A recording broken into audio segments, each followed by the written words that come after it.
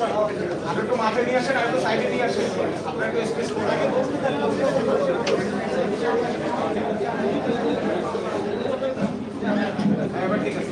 আসসালামু আলাইকুম। আমি শহীদ মেহেদী হাসানের আম্মু। আমার ছেলে কুতুবখালী টুলপ্লাজার সামনে জুলাইয়ের 19 তারিখে শহীদ হয়েছে।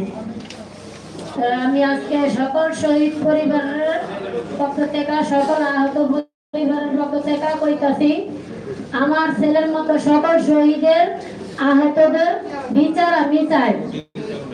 এই ইনুস সরকার থাকতে আমি এই শহীদের আহতদের বিচার চাই এবং আমাদের বিচারটা সঠিকভাবে সুন্দরভাবে করে দিব।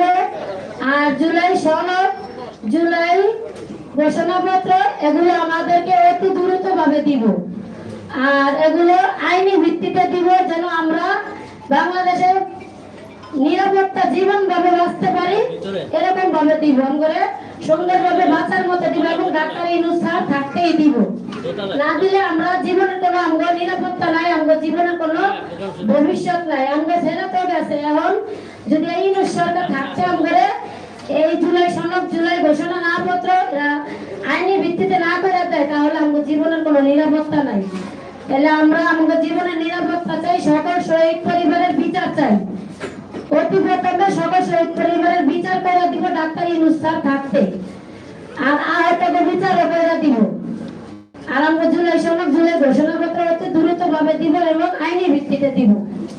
এতটুকু বলে আমাদের বক্তব্য শেষ। আসসালামু আলাইকুম।